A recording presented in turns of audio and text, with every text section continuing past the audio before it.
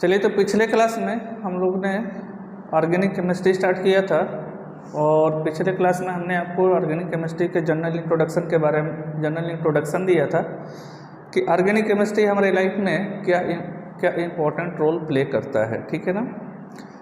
आज हम उसी ऑर्गेनिक केमिस्ट्री की सीरीज में आगे पढ़ने वाले हैं आईपीएससी नॉमेनक्लेचर। आईपीएससी नॉमेनक्लेचर के लिए हमने आपको बताया था कि किसी भी आईपीएससी नॉमेनक्लेचर में बेसिकली किसी भी ऑर्गेनिक कंपाउंड के नॉमेनक्लेचर में तीन चीज़ें मायने रखती हैं: प्रीफिक्स प्लस वर्ड रूट और साथ में सफिक्स। तो हमने आपको वर्ड रूट के बारे में पिछले क्लास में क्या कर दिया था, बता दिया था कि नंबर ऑफ कार्बन, जितने नंबर ऑफ कार्बन होते हैं उसका वर्ड रूट क्या होता है, उसका रूट वर्ड क्या होता है। ठीक, आज हम नॉमेनक्लेचर को आगे लेकर के चलेंगे और देखेंगे कि आईपीएक नॉमेनक्लेचर करने के क्या क्या रूल्स होते हैं। तो रूल्स फॉर नॉमेनक्लेचर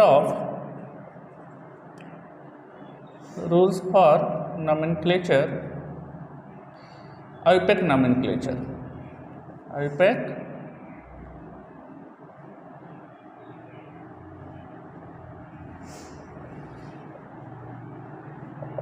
नॉमेनक्लेचर। देखिए, किसी भी ऑर्गेनिक कंपाउंड में जो सबसे पहला हमारा काम होता है वो होता है पेरेंट चेन को क्या करना, सेलेक्ट करना, पेरेंट चेन को खोजना। तो सेलेक्ट द पेरेंट चेन या इसी को कह लेते हैं लॉन्गेस्ट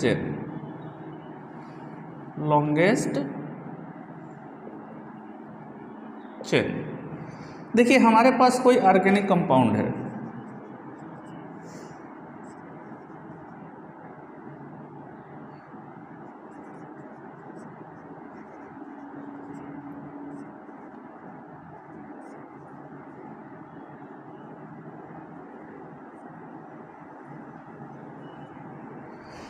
ये हमारे पास कोई ऑर्गेनिक कंपाउंड है। अब इस पर्टिकुलर में हमको क्या करना है, लॉन्गेस्ट चेन को सिलेक्ट करना है। ठीक है, तो लॉन्गेस्ट चेन सिलेक्ट करने के लिए हम एवरी पॉसिबल डायरेक्शन से, जितने भी पॉसिबल डायरेक्शन हो सकते हैं, सबसे क्या करेंगे, लॉन्गेस्ट चेन या पेरेंट चेन सिलेक्ट करने की कोशिश करेंगे। तो सारे पॉसिबल डायरेक्शन से हम इसमें कार्बन की काउंटिंग करेंगे। देखो, एक डायरेक्शन क्या होता है, हम सीधे सीधे खोज लें, सीधे सीधे देख लें, तो सीधे सीधे में 1 2 3 4 5 कितने कार्बन आ रहे हैं, सीधे सीधे में 5 कार्बन। एक हमारा पॉसिबल डायरेक्शन ये हो सकता है, तो इसमें कितने आ रहे हैं, 1 2 3 4, इसमें कितने आ रहे हैं, 4। अभी तक हमारा एक और पॉसिबल डायरेक्शन क्या हो सकता है, ऐसे हो सकता है 1 2 3 4 5 6। और एक पॉसिबल डायरेक्शन क्या हो सकता है, ऐसे जा करके हम ऐसे कर सकते हैं। तो इसमें देख लेते हैं कितने नंबर ऑफ कार्बन होंगे, 1 2 3 4 5 6। तो हम इस कार्बन, इस पर्टिकुलर में इस तरह से काउंट करें या ऐसे काउंट करें, दोनों में नंबर ऑफ कार्बन क्या है, इक्वल आ रहा है, दैट इज इक्वल टू 6। तो कोई भी उसमें से हम क्या कर सकते हैं, सेलेक्ट कर सकते हैं। ठीक, तो ये हमारा क्या हो गया, पेरेंट चेन। क्या हो गया, पेरेंट चेन। तो this is the parent chain. और पेरेंट चेन के अलावा जो चीज़ें बच जाती हैं हम इसको क्या बोलते हैं, सब्स्टिट्यूट। हम इसको क्या बोलते हैं, सब्स्टिट्यूट, या इसी को क्या बोल लेते हैं, साइड चेन। क्लियर है। सेकंड में हमारे पास क्या होता है, नंबरिंग द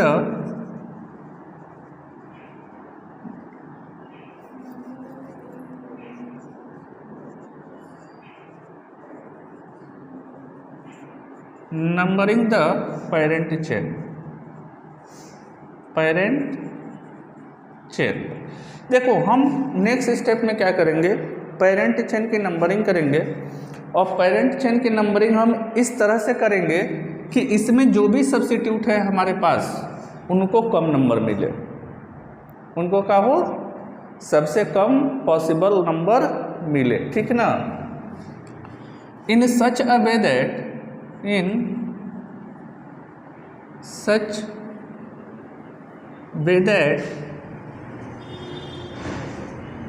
substitute will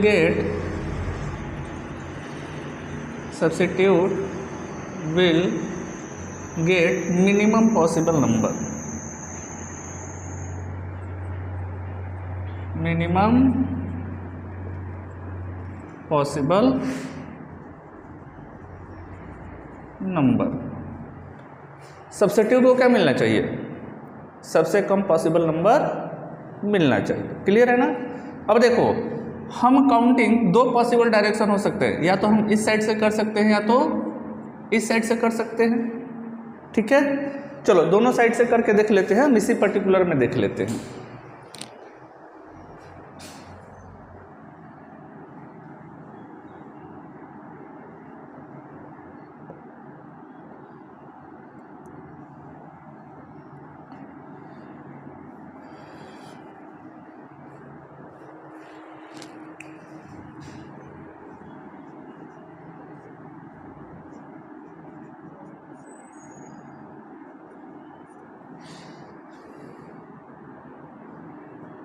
देखो, अगर हम इधर से नंबरिंग करें फ्रॉम दिस साइड, ठीक, तो 1 2 3 4 5 6 दिस विल गेट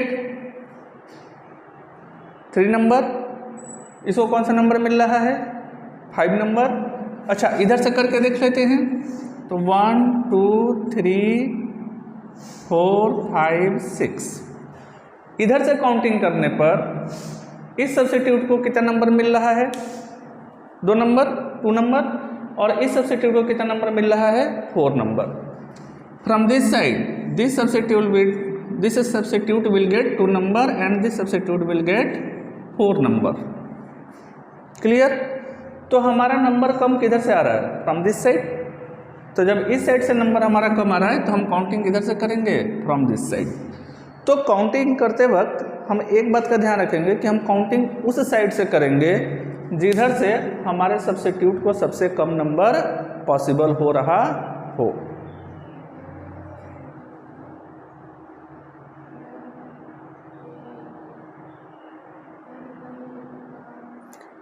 इसको 4 नंबर मिल रहा है. इधर से करने पर इसको 3 नंबर, इसको 5 नंबर. जोर से बोलिए.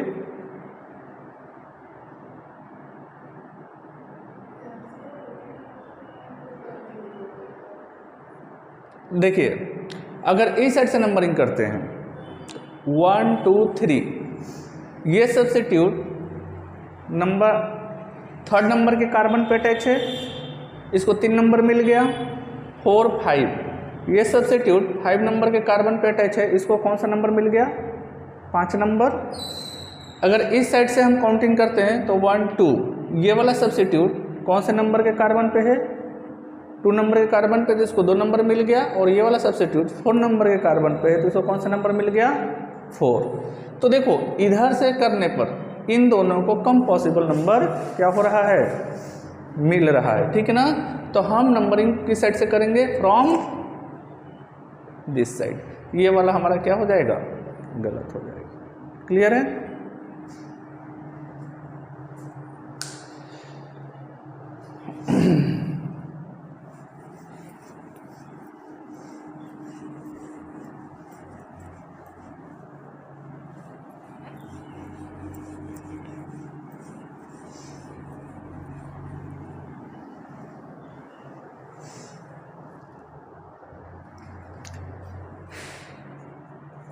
नेक्स्ट पॉइंट है,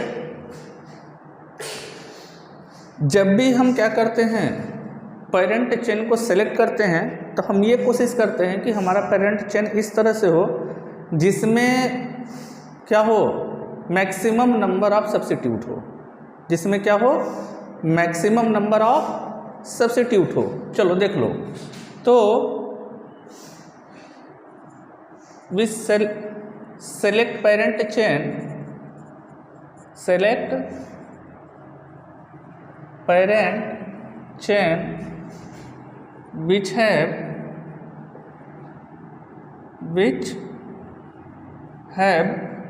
maximum number of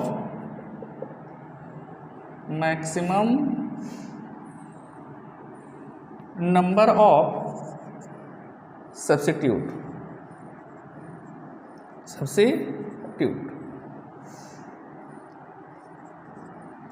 देखिए एग्जाम्पल के लिए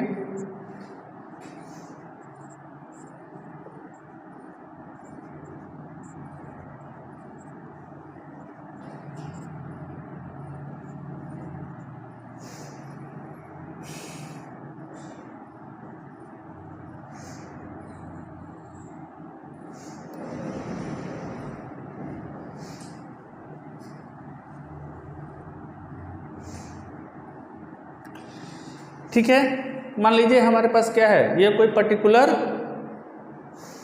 ऑर्गेनिक कंपाउंड है। अब इस पर्टिकुलर में हमको क्या करना है, पेरेंट चेन सेलेक्ट करना है। तो पेरेंट चेन सेलेक्ट करने के लिए हमारे पास क्या होना चाहिए, longest chain. Parent chain select करने के लिए हमारे पास क्या होना चाहिए, लॉन्गेस्ट चेन। तो हम लॉन्गेस्ट चेन को अगर डिस्कवर इसमें करें, एक मिनट इसमें और बढ़ा लीजिए, तब कुछ ज़्यादा आसानी से समझ में आ जाएगा। देखो 1 2 3 4 5 6 7, सीधे सीधे अगर काउंट करते हैं तो 1 2 3 4 5 6 7, इधर से काउंट कर लो 1 2 3 4 5 6 7, इधर से भी कितना आ रहा है, 7 आ रहा है, 1 2 3 4 5 6 7, ऐसे भी क्या आ रहा है, 7 आ रहा है। चलो 1 2 3 4 5, ये तो हो नहीं सकता, कम हो गया, 1 2 3 4 5, ये भी नहीं हो सकता, ये भी क्या हो गया, कम हो गया। तो अभी तक हमारे पास लॉन्गेस्ट चेन कितने कार्बन का है, 7 कार्बन का। सीधे में जाएं तब भी क्या मिल रहा है, 7 कार्बन, ऐसे जाएं तब भी क्या मिल रहा है, 7 कार्बन, और ऐसे जाएं तब भी 7 कार्बन, और ऐसे अगर हम मूव करें तब भी कितने कार्बन हमको मिल रहे हैं, 7 कार्बन मिल रहे हैं।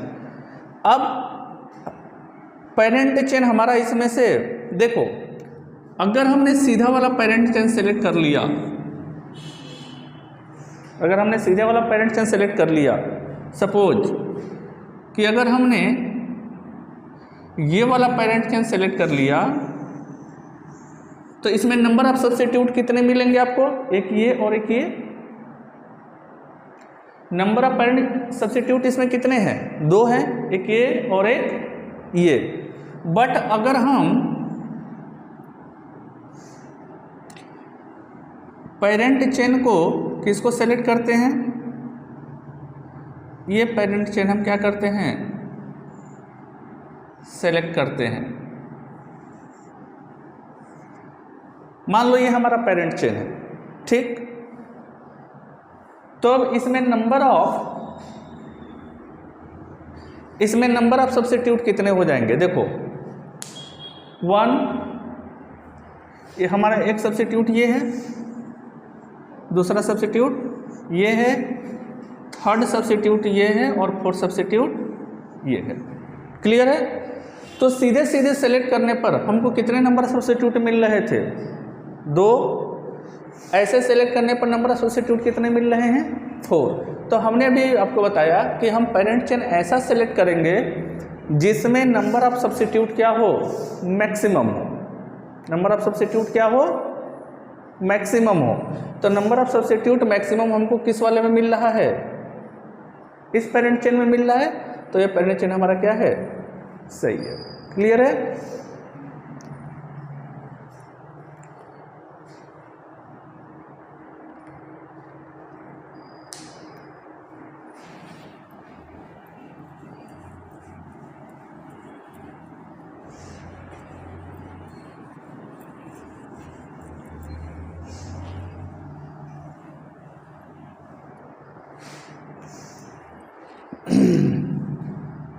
लुक, नेक्स्ट हमारा जो रूल है वो क्या है, सबसे लोएस्ट सम रूल। देखो लोएस्ट सम रूल क्या कहता है, ठीक है ना, कि in any compound the sum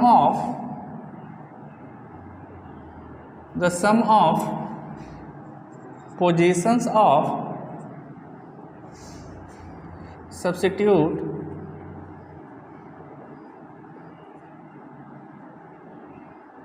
must be minimum, इसी को लोएस्ट सम रूल कहते हैं। ठीक है ना। देख लो, मान लो हमारे पास ये कोई ऑर्गेनिक कंपाउंड है,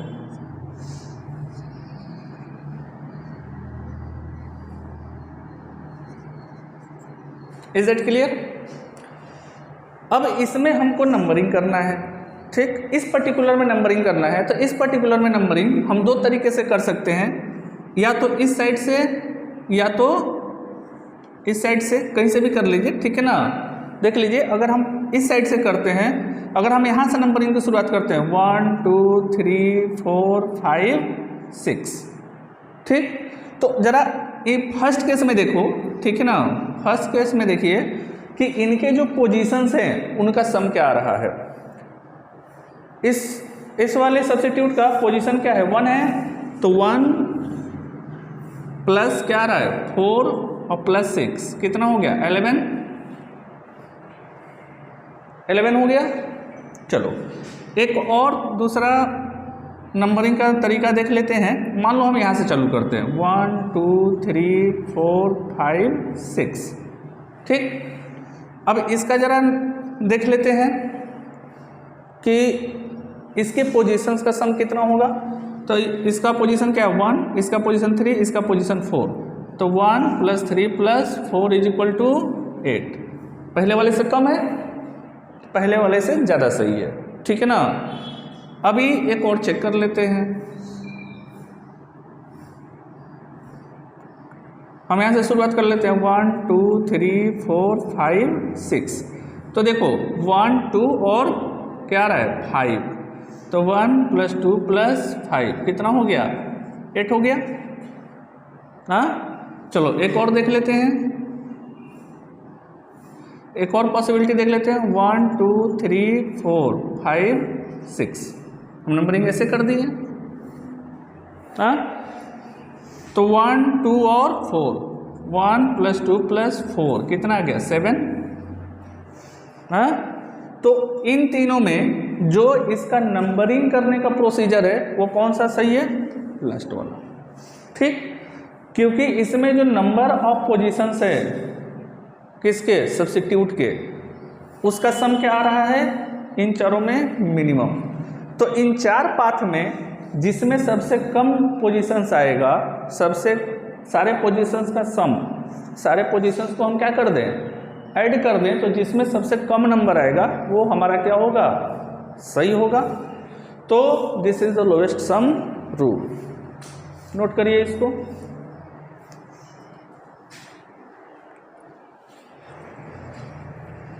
चलिए देखिए, मान लीजिए हमारे पास एक कोई कंपाउंड है,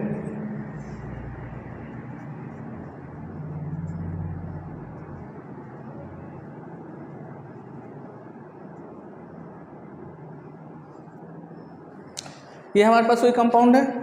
हाँ, अब इस पर्टिकुलर का आपको एपिसी नोमेनक्लेचर करना है। तो फर्स्ट ऑफ ऑल हम क्या करेंगे, लॉन्गेस्ट चेन सेलेक्ट करेंगे, और लॉन्गेस्ट चेन सेलेक्ट करने के लिए एवरी पॉसिबल डायरेक्शन में इसमें क्या करेंगे, कार्बन की काउंटिंग करेंगे।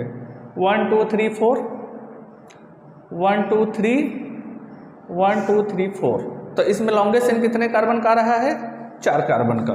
तो ये हमारा क्या हो गया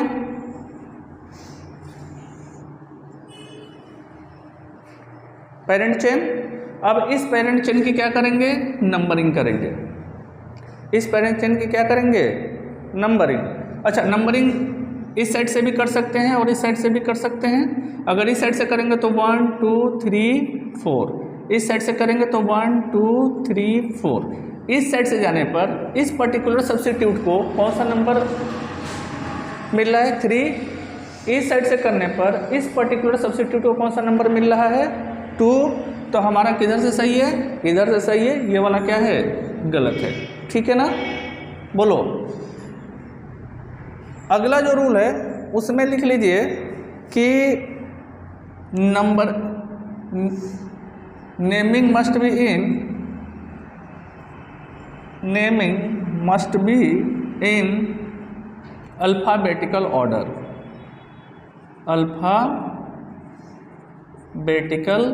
ऑर्डर, नंबरिंग हमारा क्या होना चाहिए, अल्फ़ाबेटिकल ऑर्डर में होना चाहिए। वो प्रीफिक्स का हम नेम लिख रहे हों या फिर सफिक्स का नेम लिख रहे हों, that is must be in alphabetical order.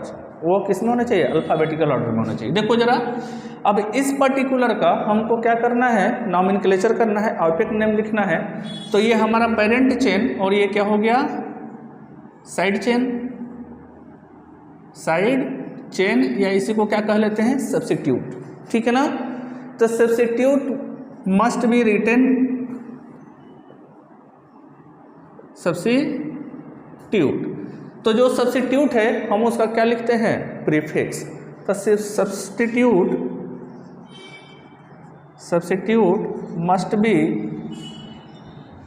Written as prefix. हम सब्स्टिट्यूट का हमेशा क्या लिखते हैं, प्रीफिक्स। और प्रीफिक्स बनाते कैसे हैं, वर्ड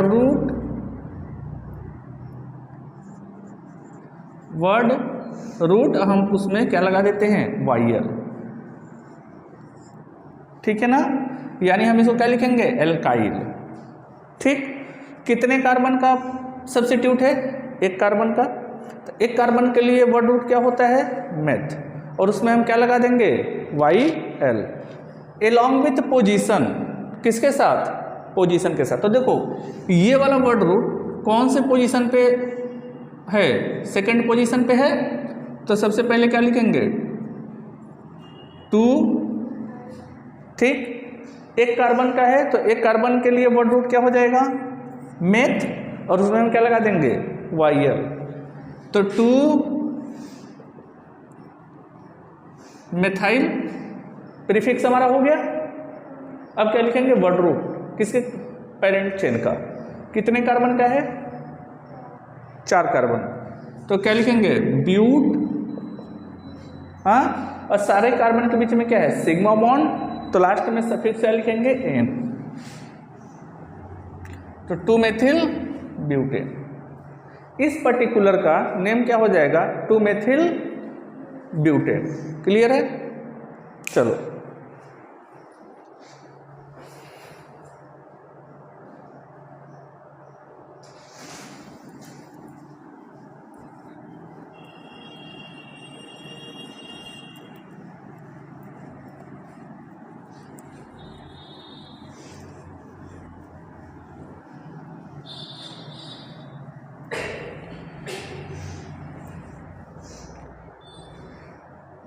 नेक्स्ट देखिए, हमारे पास एक कोई ऑर्गेनिक कंपाउंड है,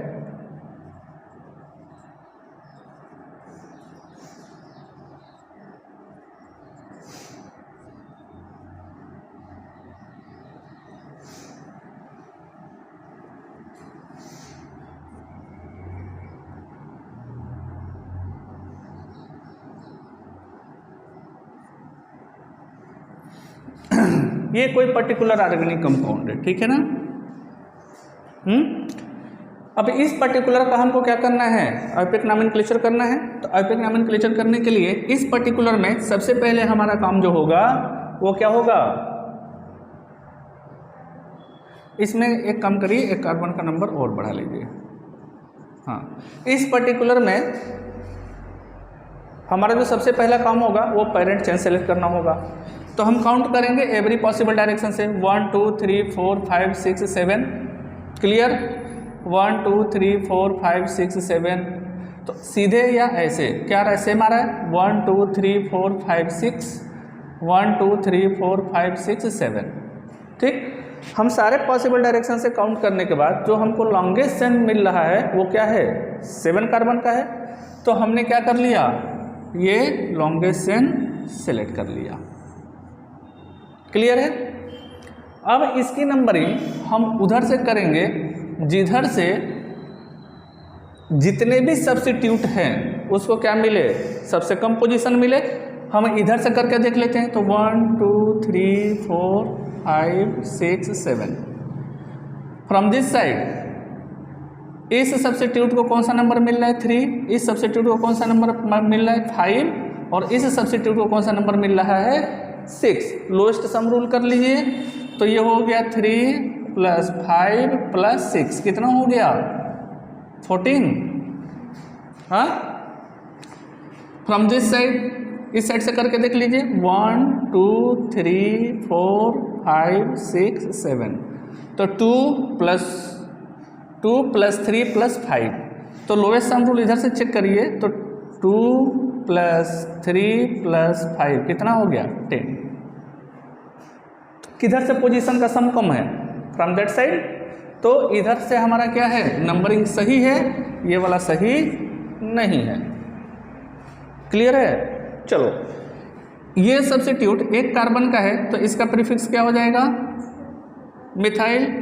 ये हमारा एक कार्बन का सब्स्टिट्यूट है, इसका भी क्या हो जाएगा मिथाइल। और ये हमारा 2 कार्बन का क्या है सब्स्टिट्यूट है, इसका क्या हो जाएगा इथाइल। क्लियर है।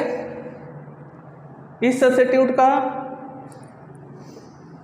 Methyl methyl ethyl. अब जब नॉमेनक्लेचर करते हैं तो हम क्या करते हैं चीज़ों को किस में लिखते हैं अल्फ़ाबेटिकल ऑर्डर में अलॉन्ग विथ पोजीशन। तो सबसे पहले हम क्या करेंगे प्रीफिक्स लिखेंगे, वो भी किस में होना चाहिए अल्फ़ाबेटिकल ऑर्डर में होना चाहिए।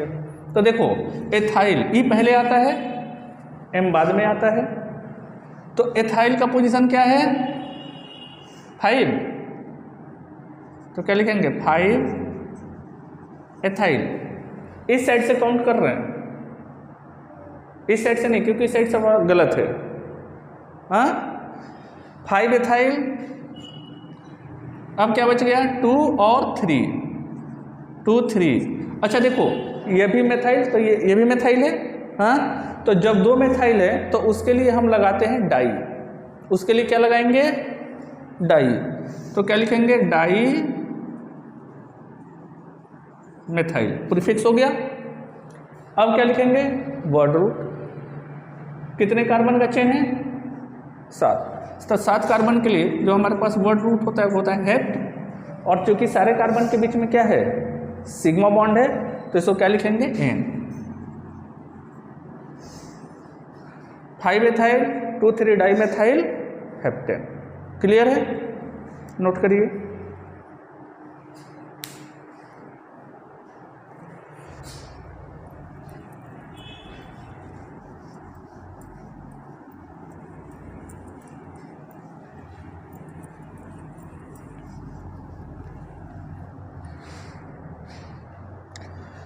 चलिए देखते हैं नॉमेनक्लेचर ऑफ फंक्शनल ग्रुप। ठीक है ना, नॉमेनक्लेचर ऑफ फंक्शनल ग्रुप। सबसे पहली बात तो ये कि फंक्शनल ग्रुप क्या होता है। फंक्शनल ग्रुप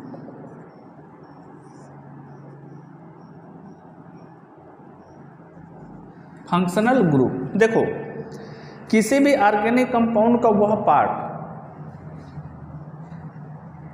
किसी भी ऑर्गेनिक कंपाउंड का वह पार्ट जो क्या करता है उस ऑर्गेनिक कंपाउंड के सारे फिजिकल और केमिकल प्रॉपर्टीज को क्या करता है अकेले हैंडल करता है या डिसाइड करता है, वो क्या कहलाता है फंक्शनल ग्रुप कहलाता है। ठीक है ना। तो the part of the organic compound which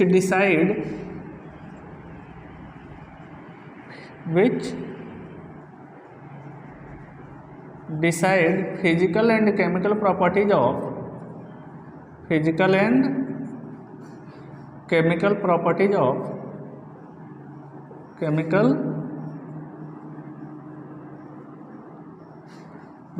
of compound।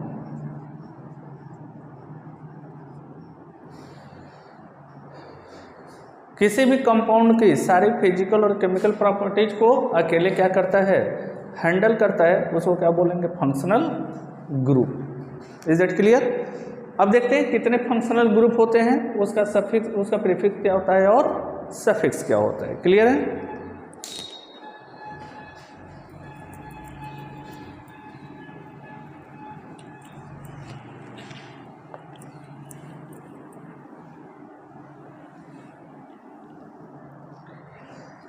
एक साइड में लिखेंगे हम फंक्शनल ग्रुप,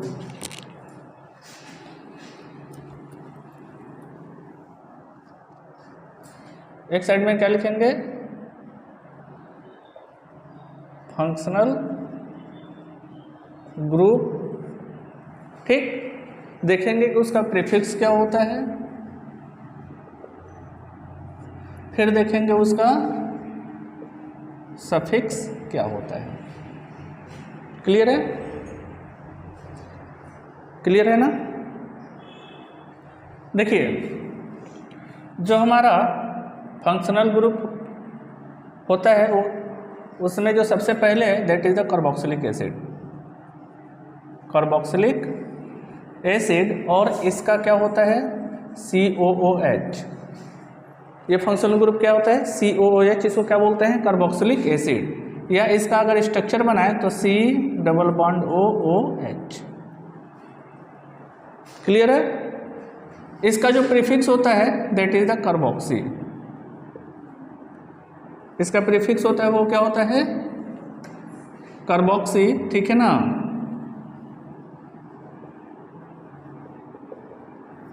और इसका सफिक्स क्या होता है ओइक एसिड। क्या होता है ओइक एसिड। नेक्स्ट वन है हमारा सल्फोनिक एसिड, सल्फोनिक एसिड। इसका फंक्शनल ग्रुप क्या होता है SO3H। हाँ, इसका प्रीफिक्स क्या होगा सल्फो, प्रीफिक्स क्या होगा सल्फो, और इसका सफिक्स क्या होगा सल्फोनिक एसिड। इसका प्रीफिक्स, इसका सफिक्स क्या होगा सल्फोनिक एसिड। ठीक, नेक्स्ट वन है हमारे पास एस्टर। ठीक, इसका होता है COOR। क्या होता है COOR। ठीक है ना?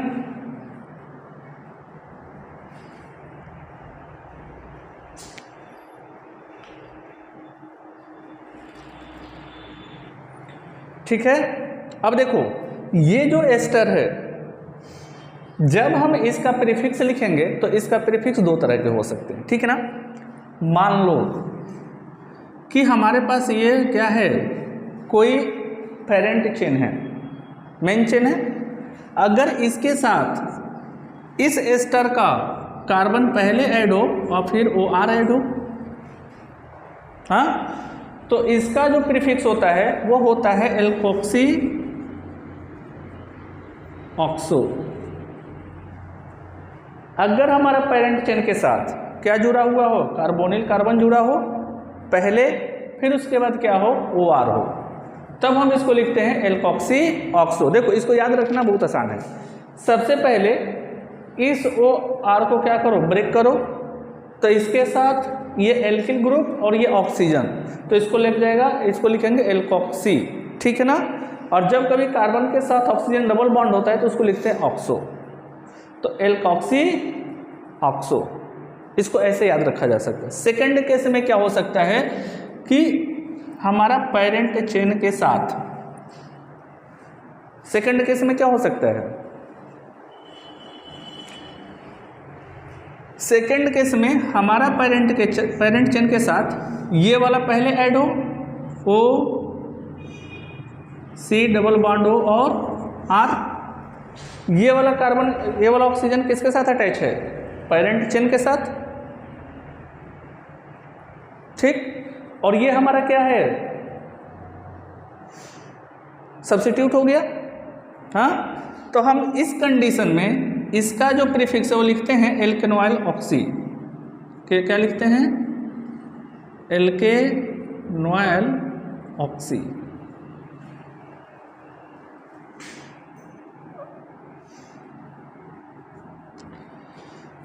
इस केस में क्या लिखेंगे एल्केनॉइल ऑक्सी, इस केस में क्या लिखेंगे एल्कोक्सी ऑक्सो।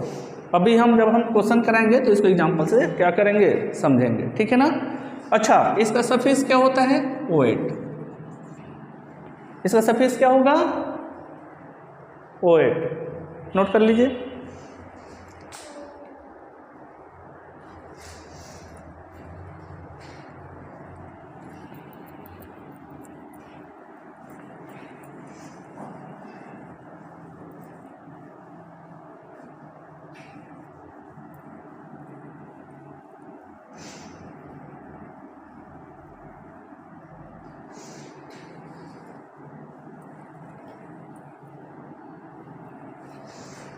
ठीक है, नेक्स्ट है हमारा एसाइल हैलाइड।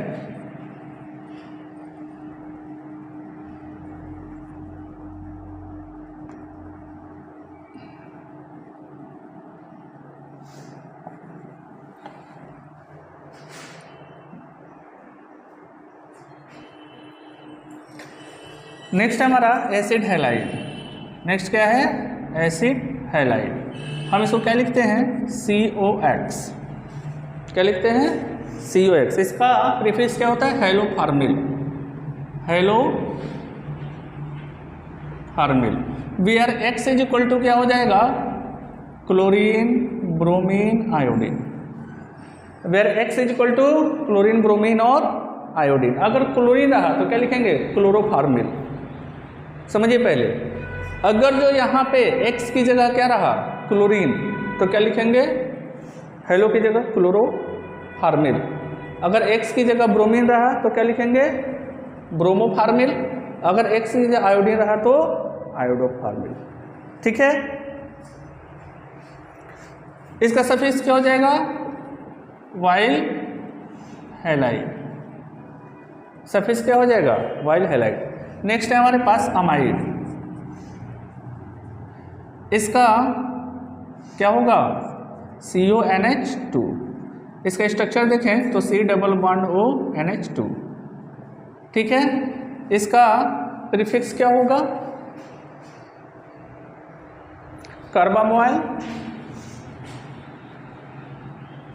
कार्बामोइल। ठीक है ना, इसका सफिक्स क्या होगा, अमाइड। क्लियर है, बोलो। नेक्स्ट है हमारे पास साइनाइड। साइनाइड, इसका क्या होगा, CN। फंक्शनल ग्रुप क्या होगा इसका, CN। प्रीफिक्स इसका क्या हो जाएगा, साइनो, और सफिक्स क्या हो जाएगा, नाइट्राइल। सफिक्स क्या हो जाएगा, नाइट्राइल। क्लियर है।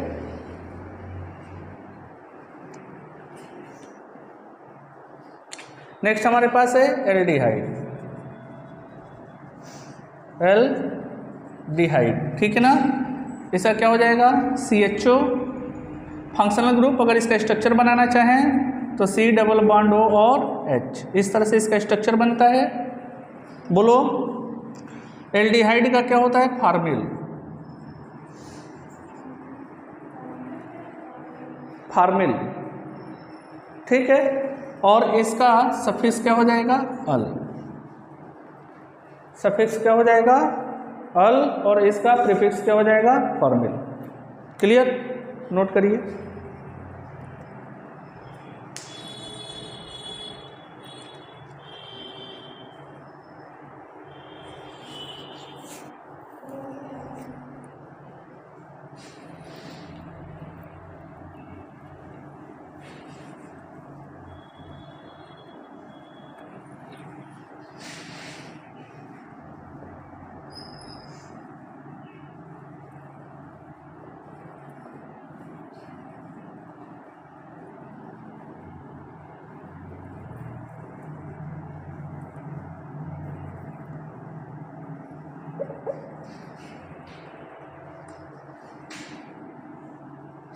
नेक्स्ट है हमारे पास कीटोन। हाँ, इसका फंक्शनल ग्रुप क्या हो जाएगा,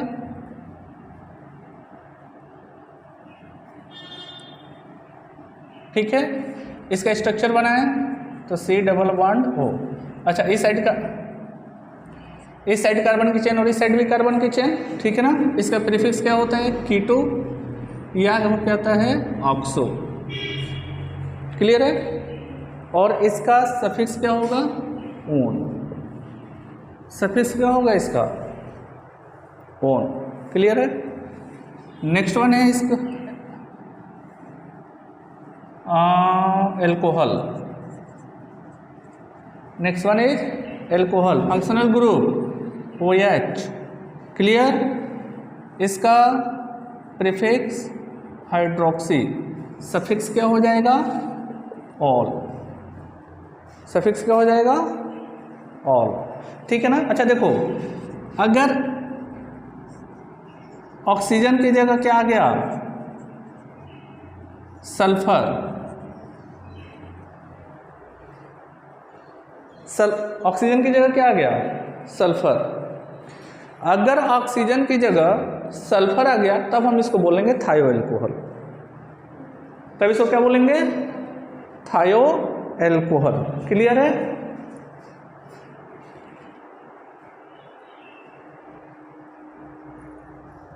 इसका प्रीफिक्स क्या होगा? मरपेटो। ठीक। सफिक्स क्या होगा? थायोल। सफिक्स क्या होगा? थायोल। क्लियर? बोलो, इतनी बातें समझ में आती हैं? NH2 अमीन,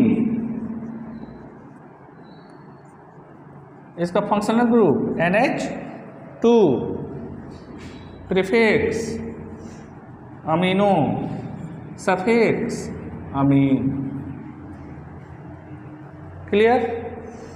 देखो, इसके बाद आते हैं double bond. Double bond. Clear? Carbon carbon के बीच में क्या होगा? Double bond. कार्बन कार्बन के बीच में क्या होगा?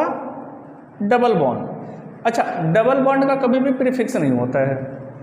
तो कुछ ऐसे फंक्शनल ग्रुप होते हैं हमारे पास जिनकी प्रीफिक्स नहीं होता है, और कुछ ऐसे भी फंक्शनल ग्रुप होते हैं जिनका सफिक्स नहीं होता है। क्लियर है? तो इसका प्रीफिक्स नहीं होगा, इसका क्या हो जाएगा? इन। सफिक्स क्या हो जाएगा? इन।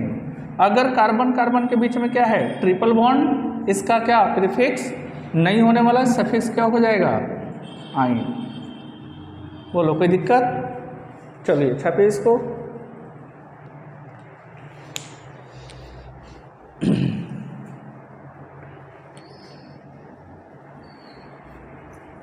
ठीक है, चलो, nomenclature of functional group.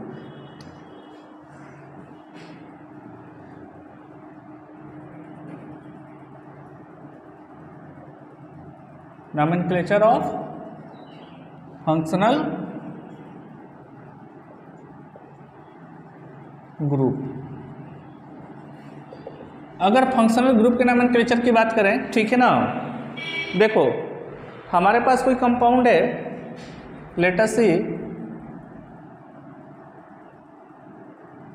CH3 CH double bond CH CH3 और CH2 CH3।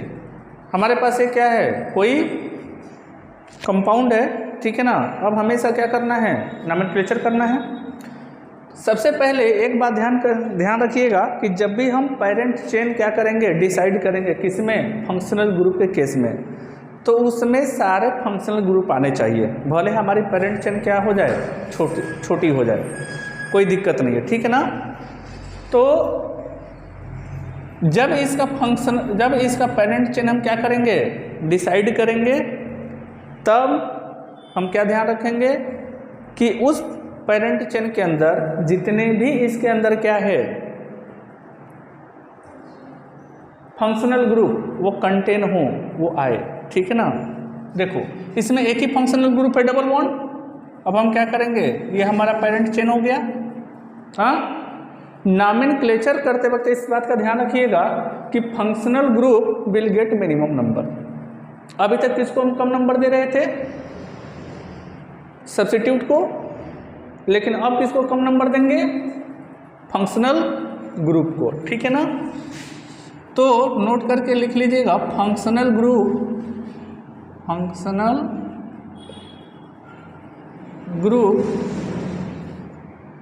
Must get minimum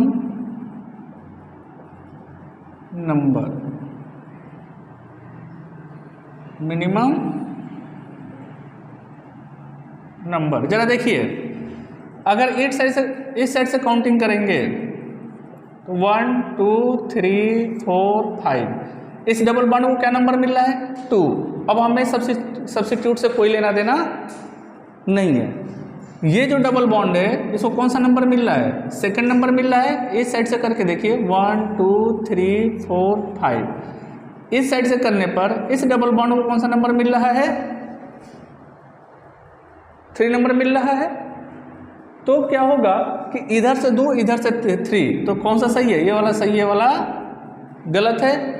अब देखो, इस डबल बॉन्ड को चूंकि हमें कम नंबर देना था, क्यों? क्योंकि हमारा क्या है? फंक्शनल ग्रुप है, मेन फंक्शनल ग्रुप है। सब्स्टिट्यूट को चाहे जो नंबर मिले। तो इस सब्स्टिट्यूट कितने कार्बन का है? 1 कार्बन का। तो इसके लिए प्रीफिक्स क्या हो जाएगा? मेथाइल। इसकी पोजीशन क्या है? 4। तो क्या लिखेंगे? 4 मेथाइल। मेथाइल का पोजीशन क्या है? 4। तो क्या लिखेंगे? 4 मेथाइल। क्लियर? सब्स्टिट्यूट खत्म। अब क्या लिखेंगे? Word root. कितने कार्बन का है? 5 कार्बन का। तो क्या लिखेंगे? पेंट। हाँ, अब जरा देखो, फंक्शनल ग्रुप इसमें क्या है? Double bond. डबल बॉन्ड के लिए सफिक्स क्या होता है? इन। और इसका पोजीशन भी तो देखेंगे। तो कौन से पोजीशन पे है? सेकंड पोजीशन पे। जिस कार्बन पे डबल बॉन्ड पहले आ जाए वही उसका क्या हो जाएगा? पोजीशन हो जाएगा। तो सेकंड कार्बन पे डबल बॉन्ड है तो पेंट टू इन। क्लियर? चलो नोट करो। एक और देख लेते हैं कि हमारे पास अगर कुछ इस तरह का क्या है,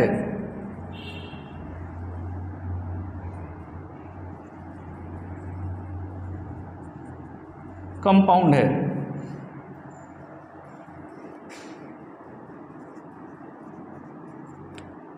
क्लियर? अब इसका नॉमेनक्लेचर हमको करना है। ठीक, सबसे पहले क्या करेंगे? पेरेंट चेन इसमें डिसाइड करेंगे। देखो 1 2 3 4 5 6 कितने कार्बन आ रहे हैं? अगर ऐसे काउंट करें तो 1 2 3 4 5 6, 1 2 3 4 5 6, 1 2 3 4 5। सीधे में जा रहे हैं तो 5 कार्बन, ऐसे जा रहे हैं तो 6 कार्बन। तो पेरेंट चेन हमारा कौन सा होगा? 6 कार्बन वाला या 5 कार्बन वाला? देखो पेरेंट चेन हमारा 5 कार्बन वाला होगा। क्यों? क्योंकि अगर इस तरह से हम जाएंगे तो ये ट्रिपल बॉन्ड छूट जाएगा। ठीक, मैंने आपको क्या बोला कि जब भी पेरेंट चेन हम क्या करेंगे? डिसाइड करेंगे, तो उस पेरेंट चेन में सारे के सारे फंक्शनल ग्रुप होने चाहिए। ये हम कोशिश करेंगे। ठीक है ना? भले हमारी पेरेंट चेन क्या हो जाए? छोटी हो जाए। ठीक है ना? तो ये हमारा क्या हो जाएगा? Parent chain.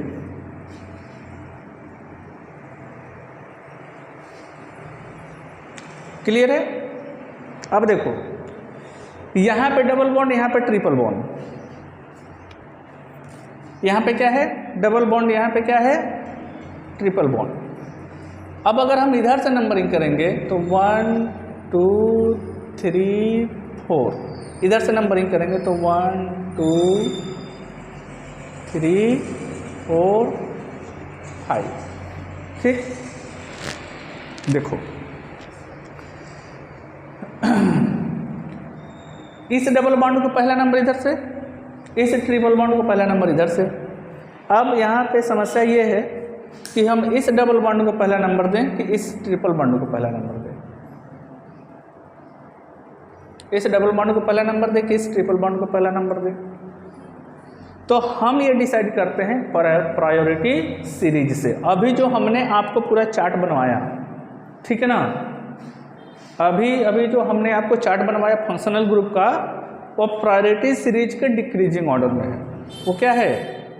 प्रायोरिटी सीरीज के डिक्रीजिंग ऑर्डर में। उसमें जो सबसे ऊपर वाला होगा उसकी प्रायोरिटी सबसे हाईएस्ट होगी। इट मीन्स कि अगर वो हाईएस्ट प्रायोरिटी पे है तो उसको पहला नंबर मिलेगा, उसके नीचे वाले को प्रायोरिटी नहीं मिलेगा। इसको इस तरह से समझिए कि हमारे सिस्टम में, ठीक है ना, क्या होता है, जो हाईएस्ट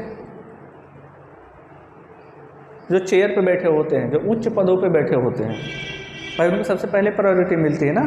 अगर एक पीएम और सीएम आ जाए साथ में तो प्रायोरिटी हम किसको देने वाले हैं? पीएम को। क्यों? क्योंकि प्रायोरिटी सीरीज में क्या है? टॉप पे है। हाँ, लेकिन अगर एक सीएम और एक डीएम आ जाए तो हम प्रायोरिटी किसको देंगे? सीएम को देंगे। क्यों? क्योंकि प्रायोरिटी सीरीज में क्या है? टॉप पे है। क्लियर है? अब देखो, डबल बॉन्ड हमारा प्रायोरिटी सीरीज में क्या है? टॉप पे तो भले है, हाँ, बट एक बात ध्यान दीजिएगा कि दोनों की प्रायोरिटी लगभग सेम होती है। तो किसी भी कंपाउंड में केवल डबल और ट्रिपल बॉन्ड हो, केवल क्या हो? डबल और ट्रिपल बॉन्ड। तो डबल बॉन्ड को हम क्या देंगे? फर्स्ट प्रायोरिटी देंगे। तो double bond will get priority over triple bond. लेकिन अगर दोनों का पोजीशन सेम हो और उसके बाद उसमें कोई क्या हो, सब्स्टिट्यूट हो, तब अब इन दोनों में से हम किसी को भी क्या कर सकते हैं? फर्स्ट प्रायोरिटी दे सकते हैं। हमें ये देखना पड़ेगा कि जो उसके साथ सब्स्टिट्यूट है उसको किधर से कब नंबर मिल रहा है। फर्स्ट पोजीशन इसका भी, फर्स्ट पोजीशन इसका भी, ठीक है ना। अब देखो कि किधर से इस सब्स्टिट्यूट को क्या मिल रहा है? कम नंबर मिल रहा है। तो इस साइड से करेंगे तो इसको कम नंबर मिल रहा है। 1 2 3 1 2 3 दोनों तरफ से क्या सेम नंबर मिल रहा है। चलो, तो हम डबल बॉन्ड को क्या करेंगे? प्रायोरिटी देंगे, ठीक है ना। तो नोट करके लिख लीजिए, double bond will get priority over triple bond. Double bond will get priority over triple bond. Double bond की प्रायोरिटी ट्रिपल बॉन्ड से क्या होती है? ऊपर होती है। तो इसको क्या करेंगे? पहला नंबर देंगे। बोलिए, तो यानी इधर से हमारा सही है, इधर वाला क्या है? गलत है। क्लियर है? देखो, this one is the substitute. इसका प्रीफिक्स क्या हो जाएगा? 1 2 3 3 कार्बन है तो क्या लिखेंगे? प्रोपाइल। हाँ, इसका पोजीशन क्या है? 3, तो क्या इसका नॉमेनक्लेचर क्या हो जाएगा? 3 प्रोपाइल। क्लियर? वर्ड रूट क्या हो जाएगा? 1 2 3 4 5। हाँ, पेंट। अच्छा देखो, ये डबल बॉन्ड किस पे है? इस डबल बॉन्ड का सफिक्स क्या होगा? इन, और इसका क्या होगा? आइन। तो अल्फाबेटिकल ऑर्डर में ई पहले आता है, वाई बाद में आता है। तो क्या लिखेंगे? 1 इन, और इस ट्रिपल बॉन्ड का पोजीशन क्या है? 4, तो 4 आइन। 3 प्रोपाइल पेंट 1 इन 4 आइन। क्लियर है? एक और देख लेते हैं।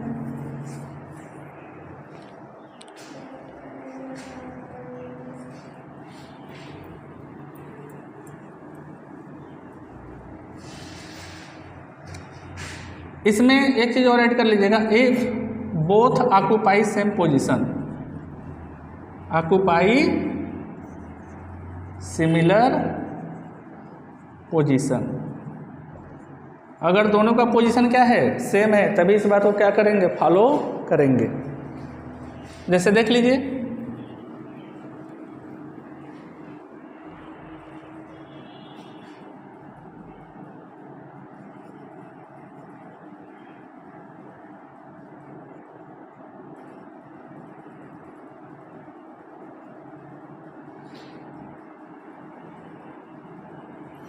देखो ये डबल बॉन्ड और ये ट्रिपल बॉन्ड। हाँ अच्छा, पहले नंबर पे कौन है? Triple bond. तो जब पहले नंबर पे ट्रिपल बॉन्ड है तो अब हम प्रायोरिटी किसको देंगे? ट्रिपल बॉन्ड को। तो 1 2 3 4 5 6 7,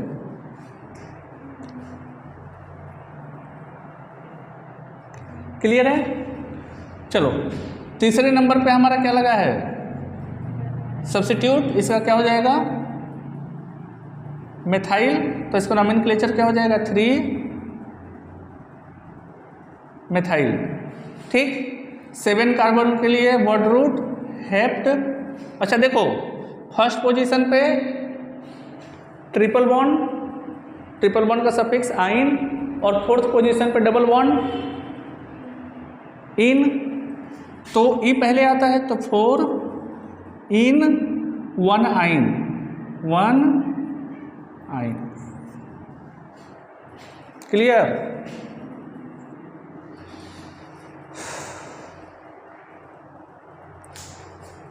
समझ आएगा? चलो बाकी कल के लेक्चर में देखेंगे। Thank you to all.